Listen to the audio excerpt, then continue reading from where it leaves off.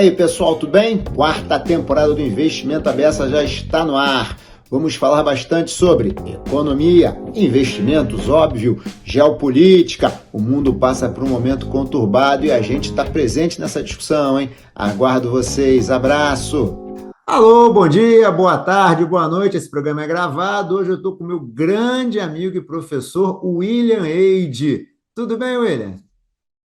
Tudo bom, Hudson? Prazer estar aqui com você na HB Escola de Negócios. Eu acho isso um sucesso incrível. Parabéns. Um prazer estar aqui.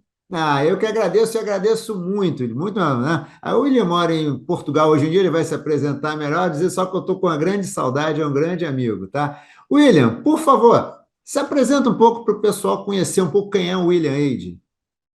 Bom, eu sou professor da FGV, professor titular. Na FGV também eu coordeno o Centro de Estudos em Finanças. E eu fiz graduação, mestrado, doutorado na FGV. A maior parte do meu doutorado foi desenvolvido em Paris, na HEC, Hautes Études Commerciales. Foi lá que eu desenvolvi a minha tese já há muitos anos, acho que há uns 25 anos. No Centro de Estudos, nós temos alguns produtos que o público em geral conhece. Nós fazemos o Guia FGV de Fundos, o antigo Guia Exame de Fundos, desde 2000. Fazemos o Valor 1000 do jornal Valor Econômico, desde 2001. Fazemos o Valor Previdência também já há alguns anos. Fazemos o Anuário da Indústria de Fundos há uns 12 anos. O Anuário dos Agentes Autônomos de Investimento há menos tempo. Nós temos o MBPI, com a revista Isto é Dinheiro, que é o melhor banco e plataforma para investir, que é um prêmio anual. Nós temos também o IQA, que é o Índice de Qualidade de Atendimento de Bancos e Plataformas, divulgado habitualmente pelo Valor Econômico, é um índice mensal que mostra essa qualidade de atendimento.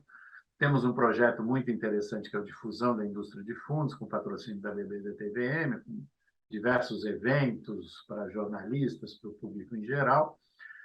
Lá na GV. Temos o portal de fundos, que vocês veem a propaganda aí. Esse portal foi desenvolvido por nós, do Centro de Estudos, eu, professor Rocha, professor Cláudio Yoshinagi e professor André Moura. Nele nós temos vídeos, materiais, nossos guias, sempre com uma visão muito de longo prazo. Não é uma visão de influencer, de vender alguma coisa para a semana que vem. Nossa visão é a visão que eu acredito correta, que é a de longo prazo.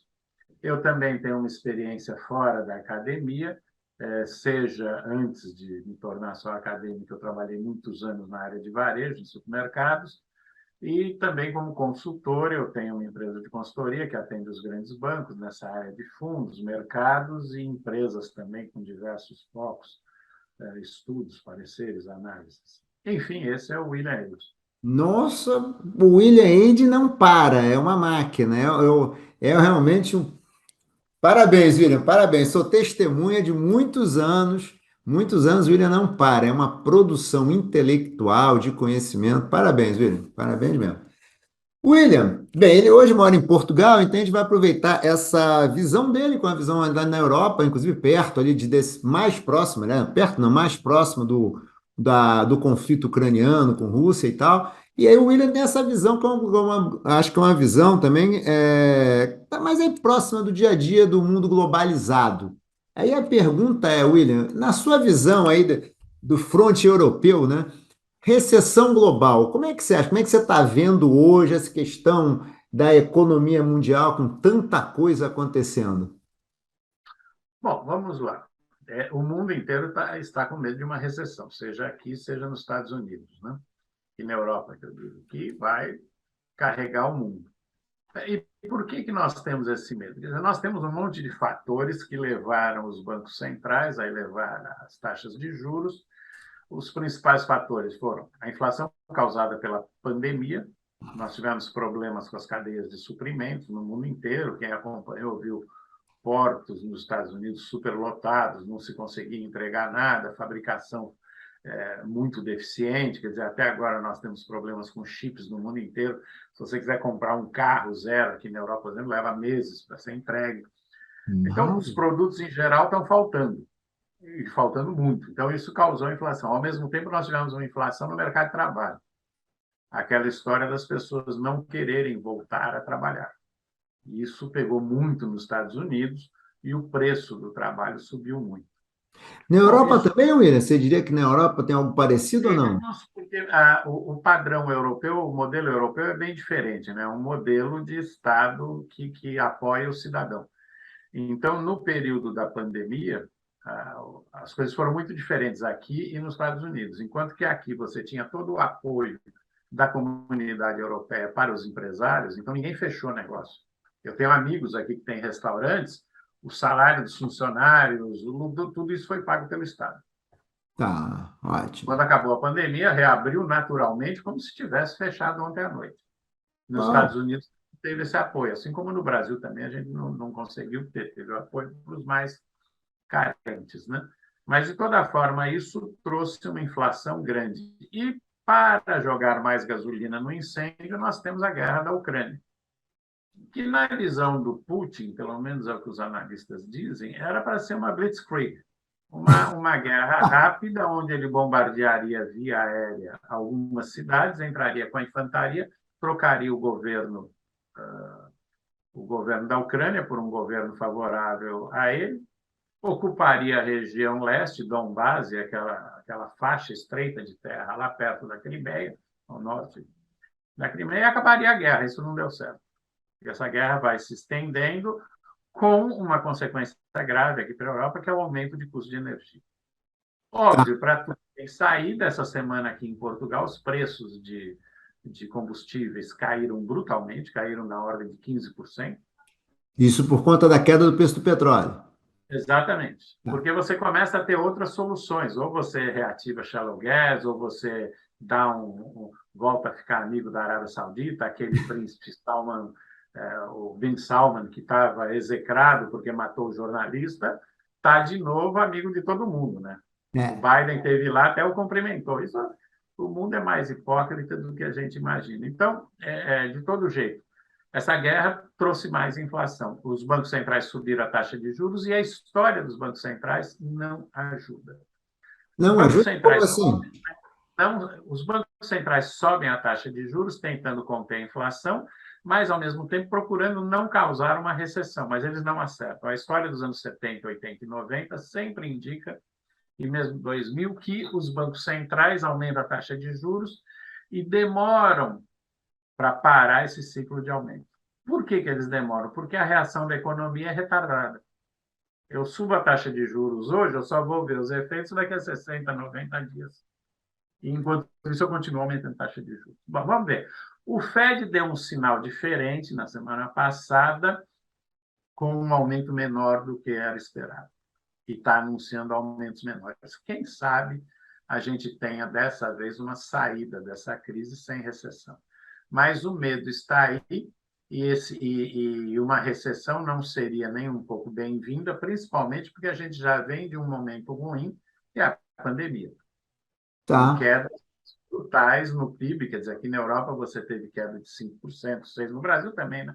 4,6%, 4,8% de queda no PIB, o que não é bom em nenhum lugar do mundo. Então, a nossa torcida hoje é para que o Fed acerte e o Banco Central Europeu também acerte.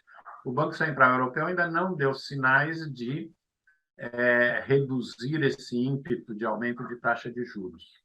Vamos ver se nas próximas semanas a gente tem uma boa notícia referente à inflação, porque a inflação aqui também está altíssima, está como nos Estados Unidos, da ordem de 8%, 8 e pouco. Isso não se vê há décadas aqui, né? É. Portugal tá quanto ele? 8% é a comunidade europeia, a inflação é igual para todo mundo, né? 8%, os custos elevados, a gente percebe isso no dia a dia. Como os preços aqui são muito estáveis, você percebe o aumento quando acontece, né? É, a gente aqui no Brasil não tem essa mesma. Você não tem essa sensação. Mas aqui você tem produtos, vou dar um exemplo ridículo. Você tem um queijo que é feito aqui ao sul de Lisboa, chama azeitão. Ah, É um concorrente do famoso queijo da Serra, né? Mas a gente acha, quem mora aqui, acha mais gostoso. E é um queijinho menor, não sei o quê, custava 4,50 €, 4,80 €. Ele está sendo negociado a 5,80, 5,90. Isso é um aumento brutal. é um aumento E esse aumento brutal. veio no período da pandemia e teve agora o seu pico nesse momento. A gente percebe os aumentos por conta desses produtos, né? E do combustível. Tá. É que o combustível, pelo menos aí, ele flutua mais ou menos como a cotação internacional, né? Aqui em Portugal é semanal a flutuação. Toda segunda-feira muda o preço, para É, cima ou para baixo. aqui no Brasil, assim, aqui a gente não sabe exatamente qual é a periodicidade, mas dá muita confusão no Brasil aumentar preço. Quando cai é impressionante, ninguém reclama quando cai, mas quando sobe fica uma gritaria Mas aqui impressionante. não há muita essa discussão, não. O estabelecido é que toda semana muda o preço de acordo com o preço do mercado internacional. Porque Portugal, pasme, é um grande produtor de derivados de petróleo. Né? Ninguém sabe disso. Todo mundo acha que a principal exportação de Portugal é rolha, é vinho, é nada. A primeira exportação de Portugal são derivados de petróleo. Existe uma refinaria gigantesca aqui em Sines, e a segunda maior exportação são automóveis. Há uma montadora gigante, que é uma joint venture Renault Volkswagen, aqui, que chama Auto Europa, e é Ah, a olha segunda só, maior exportação. não, Ninguém sabe disso. não Nem os sabia, portugueses. não sabia, não sabia. Deixa eu te fazer uma pergunta. Eu tenho lido muito aqui no Brasil sobre a ameaça de corte de gás e petróleo para a Europa, que levaria a uma crise energética que poderia aumentar em muito os preços de energia elétrica, gás, até aí pegaria justamente o inverno, né, que é uma época complicada, né? Como é que você tem isso? Você acha que isso faz sentido ou isso é mais espuma? Mas para a Alemanha. A Alemanha tem uma dependência imensa do gás russo. A França não. A França, 75% da energia da França é atômica, isso há muitos anos. Eu morei na França, como eu comentei aí, eu fiz parte do meu doutorado lá há 30 anos, no começo dos anos 90, e já era esse percentual, 75% de energia atômica, sem nenhum acidente, né? Tanto que hoje no mundo está se discutindo, China, França, Japão, Estados Unidos, a construção de mini usinas nucleares. Olha só, hein? Mas elas funcionam muito melhor do que a eólicas. A eólica, se você não tiver vento, não tem energia.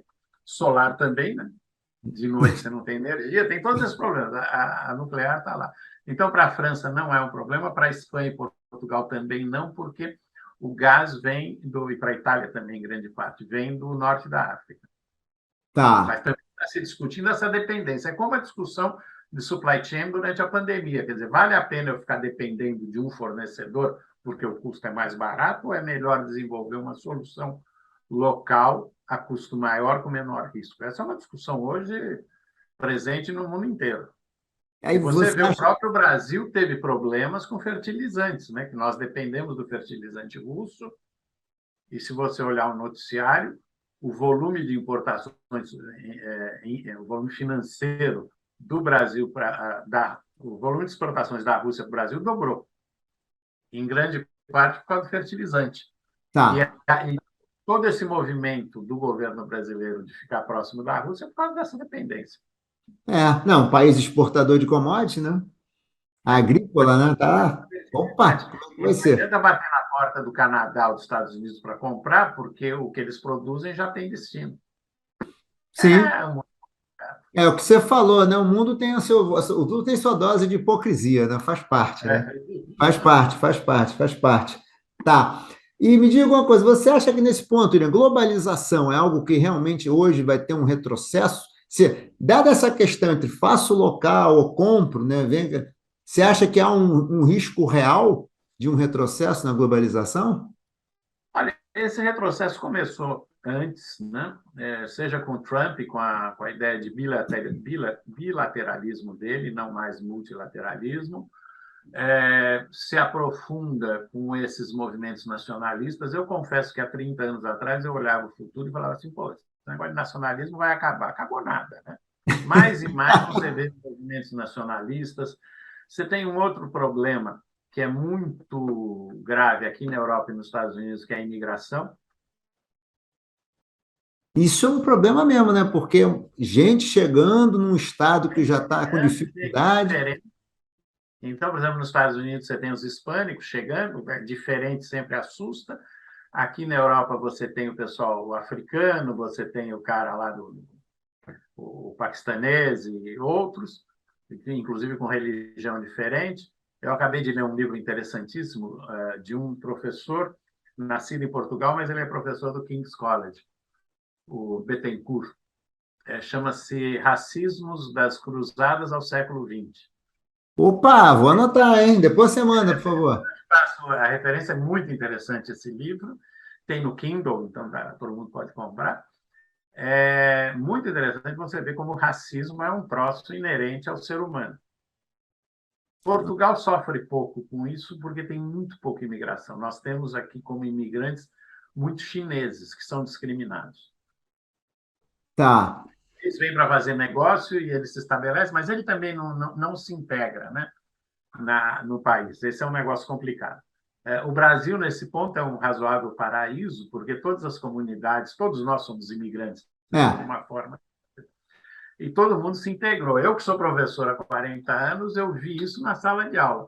Antigamente, por exemplo, você tinha o japonês, o libanês, hoje você olha assim, o nome do cara é Furukawa Nasser, né? O Brasil é sensacional nisso, quer dizer, a convivência de etnias é uma das qualidades que a gente tem que ressaltar no Brasil, né?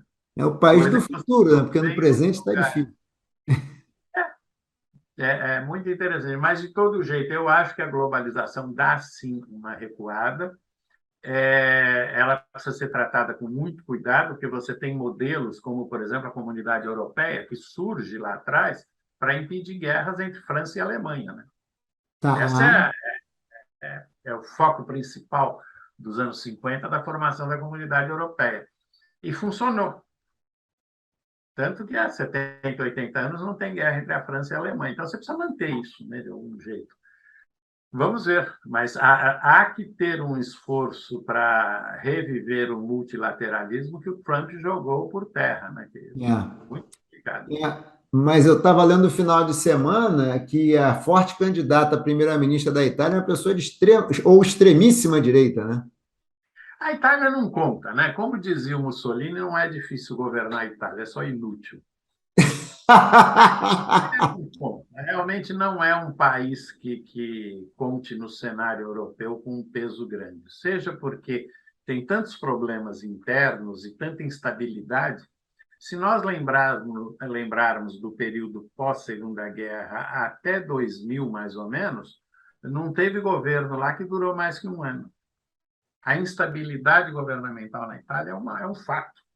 Não, continua, né? O negócio já não tem, não dá um ano e Eu meio. brinco, vou fazer uma brincadeira, os meus amigos aí oriundos ficam irritados, mas eu digo que o problema do Brasil nunca foi a colonização portuguesa, foi a imigração italiana. É só você ir lá na Itália, ver o trânsito, como é igualzinho o Brasil, né? O problema foram os italianos. Mas é engraçado, né? Que é a terceira economia da Comunidade Europeia, né? O norte. É, tá, a terceira, né? Fica atrás de Alemanha, França e Itália, não é isso? Mas ela está quase perdendo, se eu não me engano, para a Espanha, e a parte que é industrializada Ah, entendi agora. é o norte. É o norte. Eu ainda tive recentemente na Emília-Romana, não se compara ao sul. Se você vai para baixo de Roma, é outro país, né? Não conheço ainda, preciso conhecer. Vai lá para Nápoles, você vai ver como é divertido. Tá certo. Deixa eu te fazer uma pergunta, William. Como a Ucrânia não foi uma blitzkrieger como queria o Putin, como é que você está vendo, hein? Está parecendo aquele negócio do. Ou vai estar parecendo que vai ficar naquele mal parado, deixa que eu chuto e ninguém chuta e fica ali, porque acho difícil. Também não vejo muito como o Putin recuar e sair com essa derrota. Como é que você está vendo esse. Como é que você acha o cenário mais provável? Essa é uma pergunta extremamente difícil, mas um bom chute seria o seguinte: essa guerra permanecer por mais um bom tempo. Essa região que eu citei, Donbás e o leste da Ucrânia, já estava sob controle de separatistas russos. Não é novidade, quer dizer, a Rússia chega lá e ocupa, mas sem problema, mas é a única faixa que ela está ocupando efetivamente. Há um problema adicional: os Estados Unidos começaram a fornecer um sistema de foguetes de médio alcance para a Ucrânia em grande quantidade. Isso pode virar o lado da guerra aí. É muito engraçado porque a gente sempre achou que o exército russo seria imbatível, não sei o quê. A impressão que me Ah, dá desses meses de guerra é que eles são uma potência de terceira classe. Parece que acabaram os foguetes de longo alcance, os mísseis de longo alcance, aqueles que eles estavam lançando em Kiev, em outras cidades. As perdas de generais, agora pararam de comentar isso, mas nos primeiros meses eles perderam 15 ou 16 generais. uau! Parece, parece que estava muito fácil acertar o general por causa do celular. Hã? E outra, como não tinha oficiais para irem para frente de batalha, os generais estavam indo. Quer dizer, o negócio é mais complicado.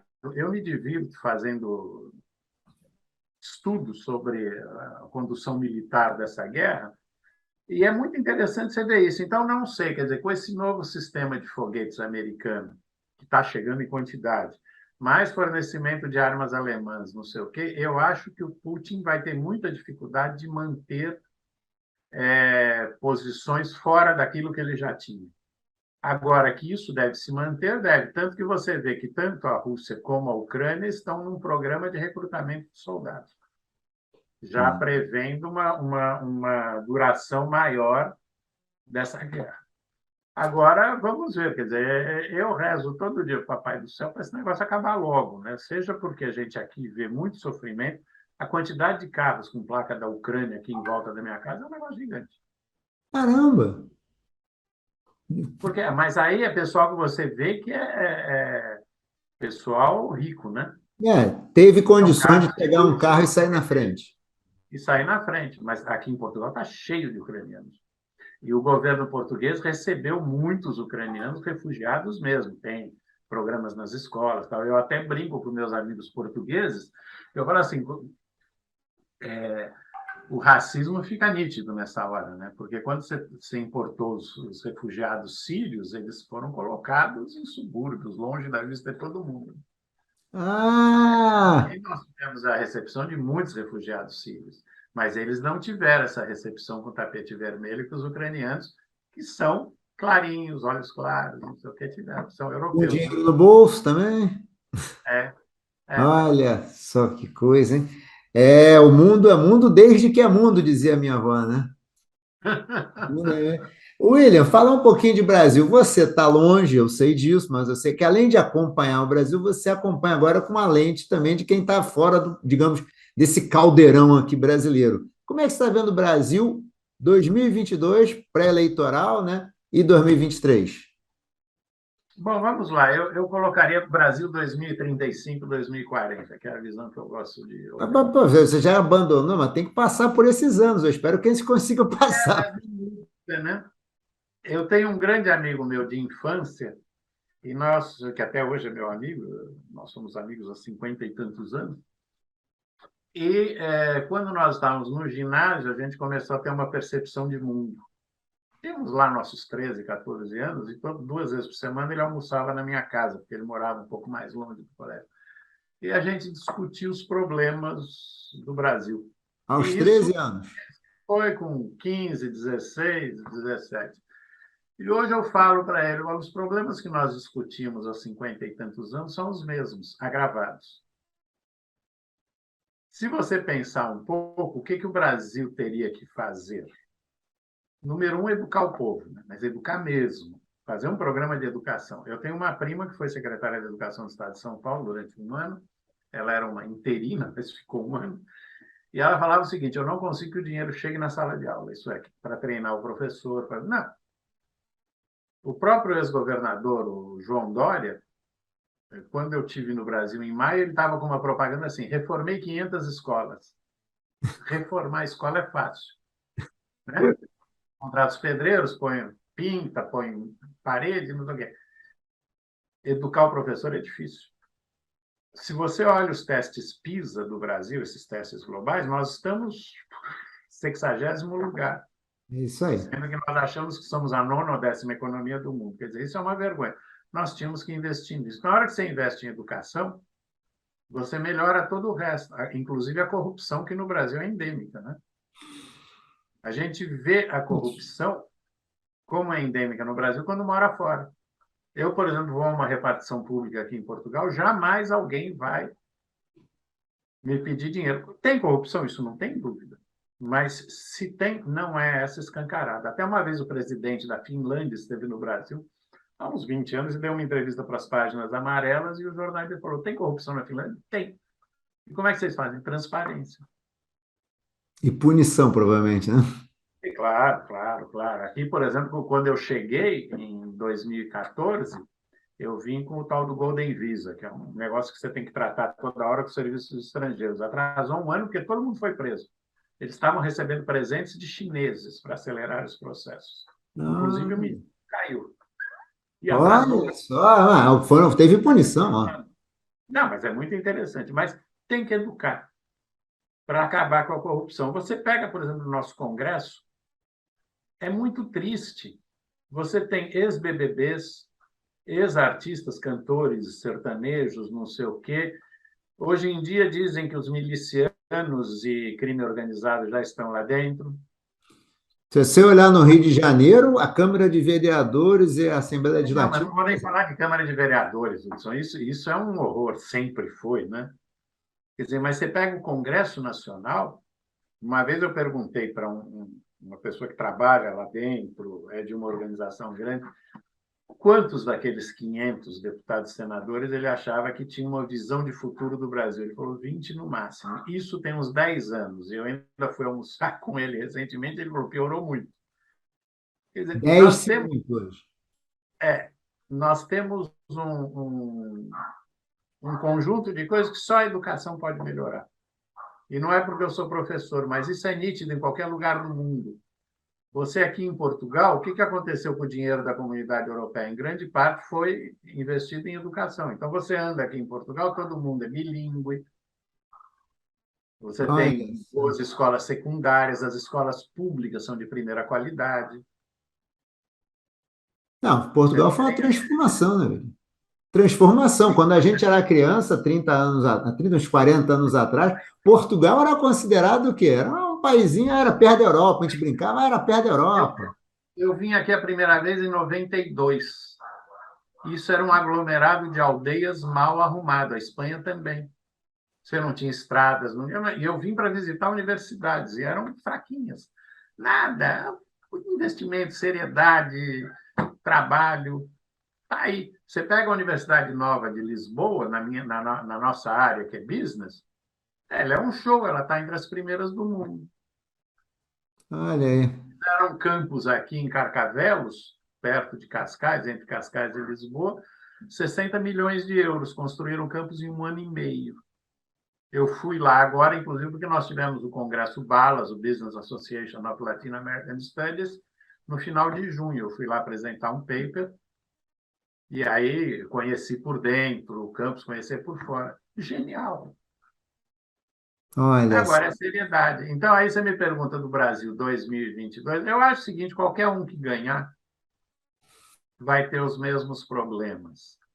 E eu tenho ainda um receio muito grande. Outro dia eu escrevi um artigo aí para um site no Brasil, Citywire, sobre o risco do populismo. Porque todo mundo vai prometer, prometer, prometer e não vai ter dinheiro para cumprir.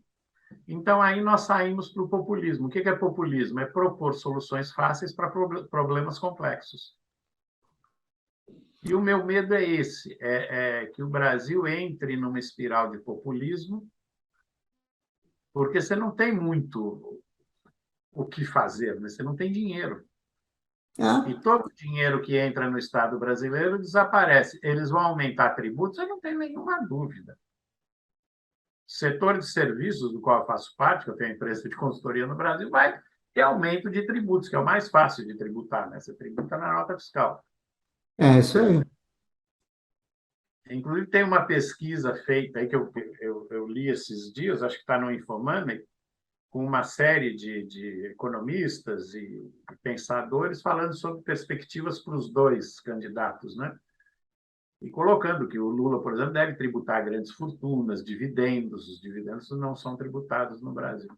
Mas eu diria o seguinte: o Brasil vai continuar nessa toada, não vai resolver, se é que não vai piorar por conta dessa questão de populismo. Você tem uma outra questão que não é combatida no Brasil, que é a criminalidade. Você tem áreas e áreas, você que é carioca sabe melhor do que eu, que não estão sob controle do Estado.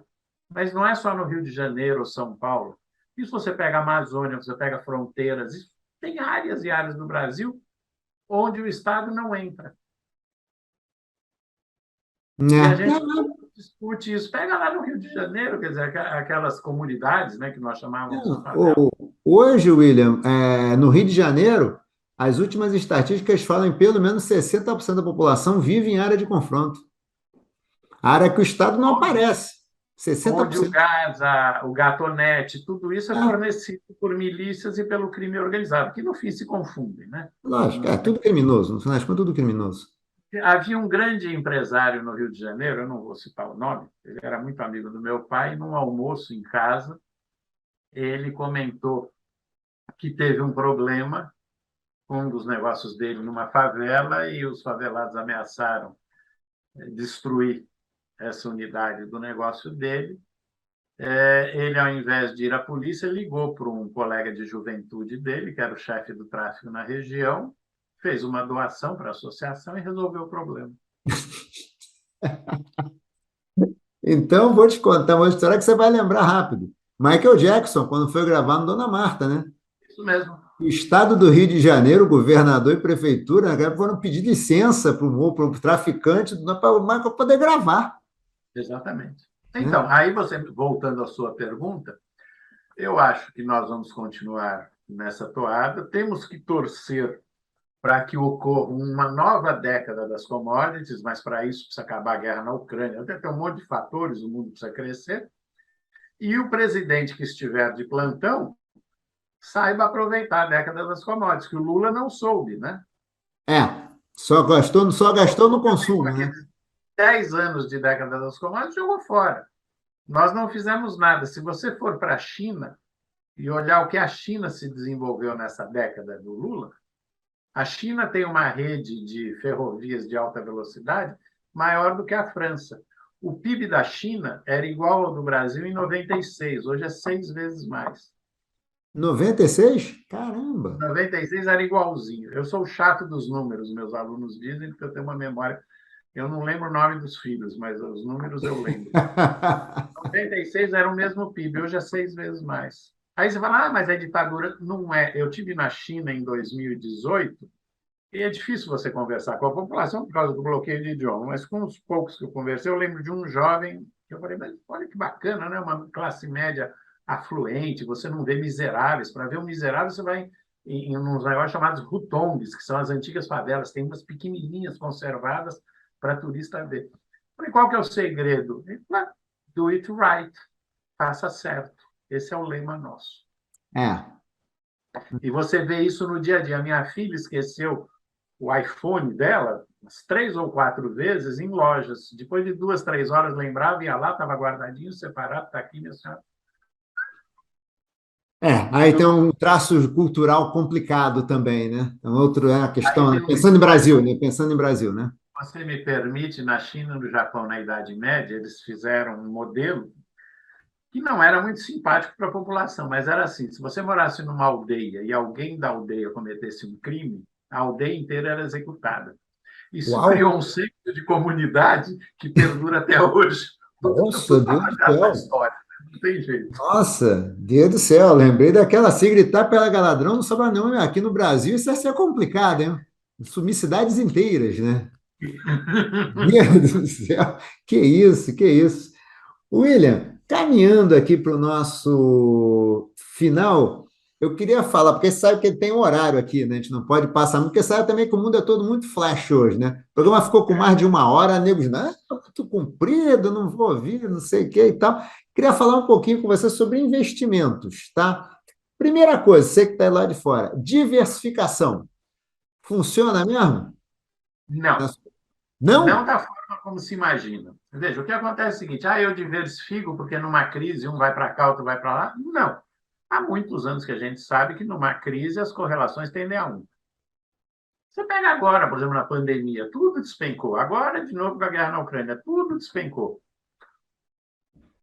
Tá. Eu digo o seguinte: eu baseio os meus investimentos, e faço isso há 20 e tantos anos, talvez mais, em alguns pontos. O primeiro, teses de investimento. Explica Então, um por pouquinho. exemplo, como é que é isso? Primeiro, eu estou olhando sempre o longo prazo. Eu não acredito em investimento de curto prazo. Eu não acredito que eu acerte, que eu tenha market time. Não É, acredito. tá, É folclore, né? muito raro. Eu estudo fundos há 20 e tantos anos. Não tem market time. É muito raro alguém que tenha. Então, eu não acredito nisso. Eu olho no longo prazo. Se é para o curto prazo, eu jogo na loteria. Aí não tem problema. Fico torcendo toda semana, tá? Mais negócio. Agora, olhando para o longo prazo, eu acredito em teses de investimento. Por exemplo, se eu estou aí no Brasil e vou fazer um investimento em previdência, talvez uma parte eu coloque, talvez não, uma parte eu vou colocar em NTNs-Bs, hoje chamadas Tesouro Inflação. Por quê? Porque eu quero proteger meu patrimônio contra os efeitos corrosivos da inflação. Aqui fora, o que eu comprei nos últimos tempos? Um ETF de blockchain. Só investe em empresas de blockchain. Tese de investimento, eu acho que isso vai crescer. ETF de baterias. Pô, esses carros elétricos, todo mundo precisa de bateria. Legal. ETF de Ásia, China e Índia, com empresas de tecnologia, chama Shindia, esse ETF. E assim vai, teses de investimento. Tá. Ah, tem, Interessante tem a visão. outra No caso, muita gestão passiva também, né? Você quer meio que. Sim, ETF para mim é um negócio tranquilo. A gestão ativa, eu tenho o mesmo fundo de ações aí no Brasil desde 2005. Chama-se Tempo Capital Manacá. Tá. Eu não sei o que ele faz, é o Budan. Ele deve ter qualquer coisa genial e ele dá um desempenho excelente há 30 anos. Eu estou com ele há quase 20. Tá. Então, esse, para mim, é gestão ativa. Já tive outros produtos de gestão ativa, mas a gente tem que ter cuidado, mesmo gênios de mercado, aqui eu não vou citar nome, mas nós temos um que sempre foi insensado, há 5 anos ele dá CDI no principal produto dele. Então, É. eu não sei, eu acho que teses de investimento podem ser um bom caminho. A outra questão, como eu me especializei ao longo da vida em fundos, mesmo aqui fora, eu procuro fundos que tenham um desempenho muito interessante ao longo do tempo. E não é o acumulado, para mim isso é pouco importante.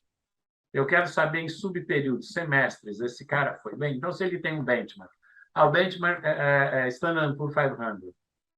Eu quero saber se em todo semestre ou em quase todos esse cara bateu o benchmark. Se não bateu, eu vou para o passivo. Mas se bateu, eu tenho um fundo que é gerenciado na Inglaterra que bate constantemente o Standard Poor's. Hum, Então, eu colocaria isso. Essa questão de tese de investimentos é fundamental. E voltando à sua pergunta, diversificação? Não. Investimento por objetivo. Pensa no que você quer com o seu dinheiro. E eu, quando eu dou minhas aulas, minhas palestras, eu mostro uma pirâmide e falo: você tem diferentes objetivos. Um deles, o básico, é não ficar pobre.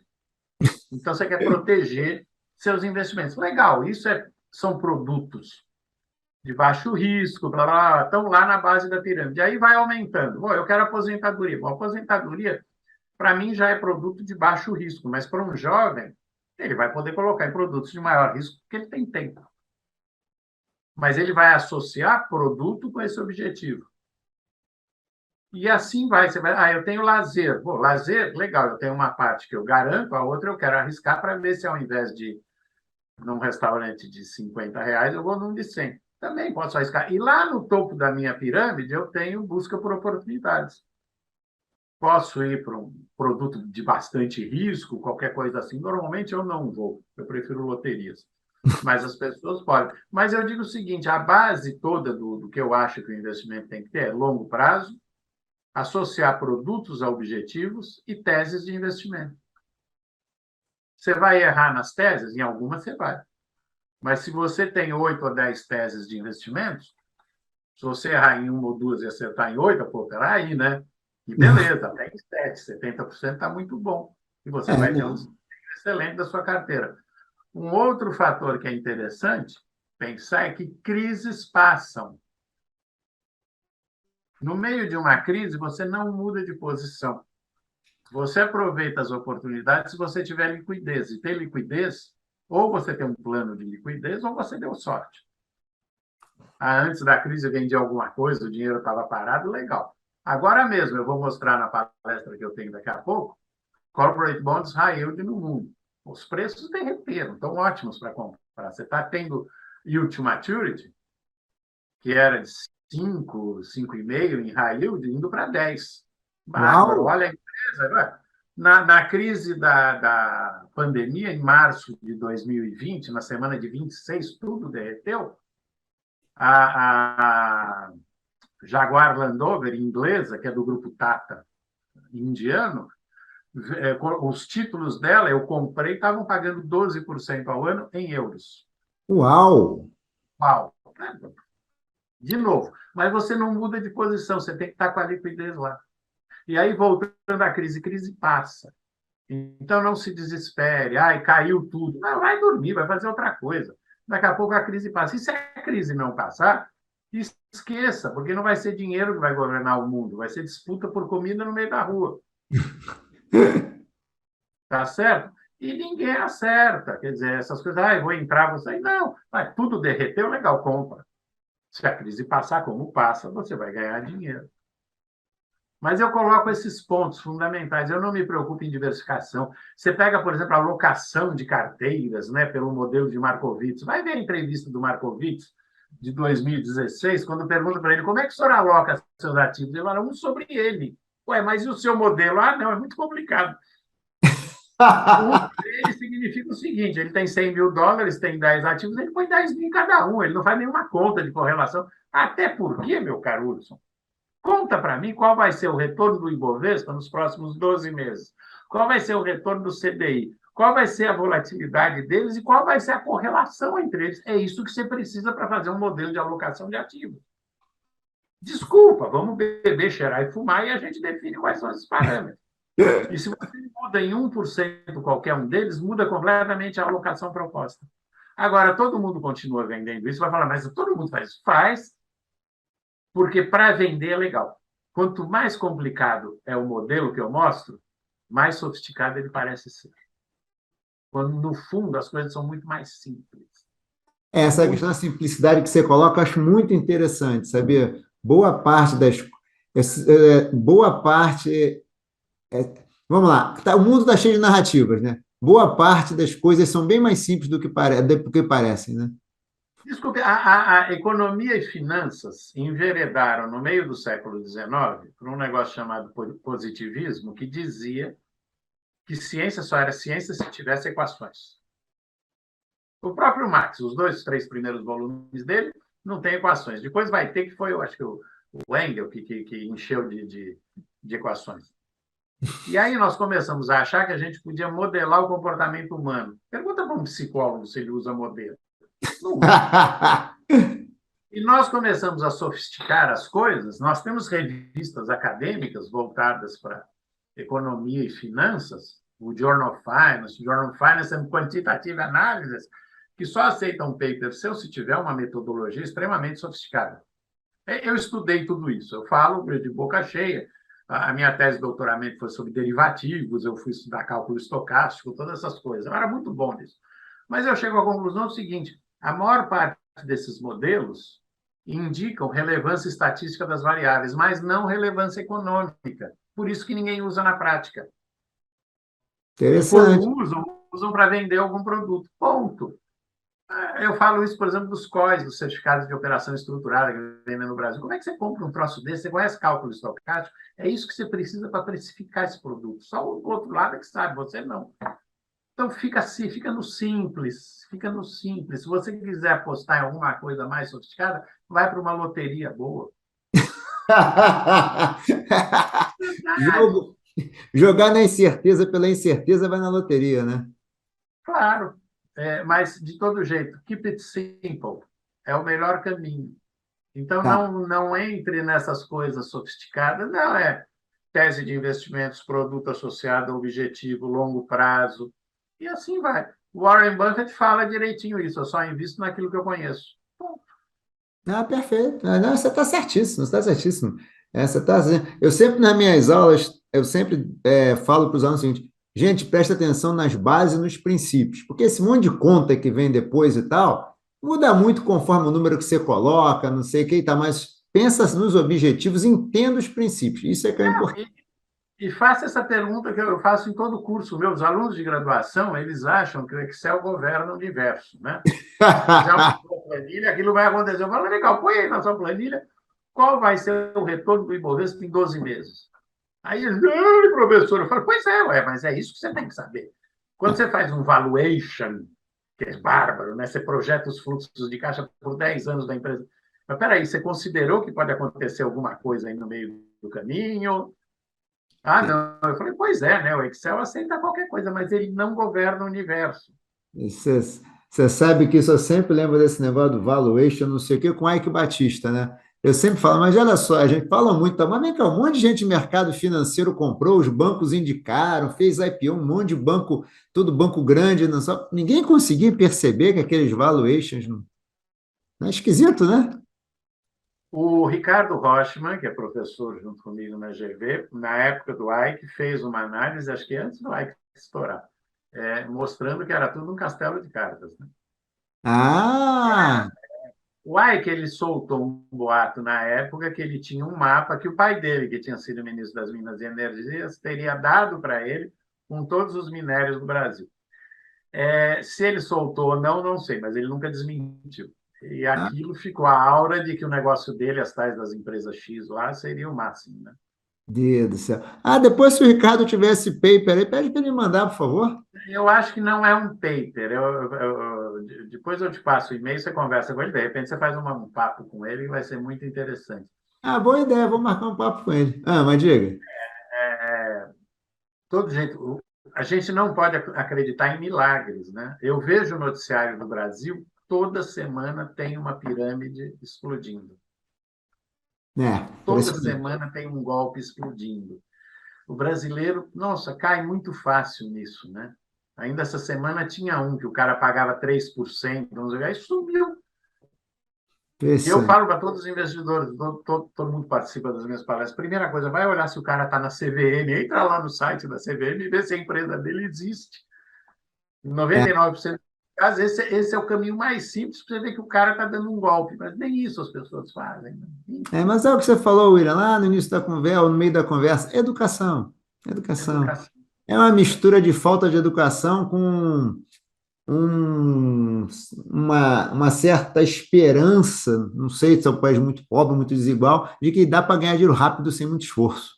Eu acho que é o desigual. Esses dias aqui em Portugal havia uma manchete no jornal reclamando que a diferença entre os salários básicos e os topo era de 6 vezes. Uau, nossa, que no Brasil deve estar dando 100 vezes ou mais. Mais, bem mais. É só você pensar no seguinte: um salário mínimo aí, 1.000 e poucos reais. Um executivo top está ganhando. Top não, um executivo está ganhando 2 milhões. É isso aí. Caramba, Deus do céu. William, a gente tem que, infelizmente, ir para o final, só queria pedir para. Bem, primeiro eu queria te pedir para fazer, dizer que a gente falou, o que que você acha mais importante na hora que alguém for investir? Eu acho, como eu disse, para fazer as coisas da forma mais simples, entender muito claramente quais são seus objetivos, associar os produtos a objetivos e não se preocupar com o dia a dia. Olha de vez em quando seus investimentos. É claro, a gente muda teses de investimento, as coisas mudam, mas não mudam no dia a dia. Tá? Não fica olhando, você só vai ficar nervoso. Crises passam, momentos passam. Olha no longo prazo. Eu acho que é fundamental isso daí. Tá ótimo, então. William, quer deixar alguma mensagem final ou vamos aos nossos agradecimentos aqui? Eu vou agradecer muito o seu convite. Você sabe que a nossa relação, que também já vai aí para 2 décadas e meia, 3, estamos ficando velhos, sempre foi muito agradável e continua sendo. Obrigado pelo convite, pela oportunidade. E quando vier a Portugal, por favor, né? Os vinhos daqui continuam ótimos. Ah, não, os vinhos são ótimos e encontrá-lo vai ser um prazer. William, ó, também primeiro eu queria te agradecer muito por estar aqui. Acho que a conversa foi muito legal mesmo, tá? Super obrigado. Muita saúde para você, família, aí, muito boa sorte. E estando indo à Europa, indo a Portugal, eu vou te ligar sim. Tá Grande bom? abraço, Hudson. Um abraço, então. Aqui, William, um abraço, obrigado. Pessoal, abraço. Vou desligar aqui, a gente se despede daqui a pouco, hein? Abraço. Tchau, tchau, gente.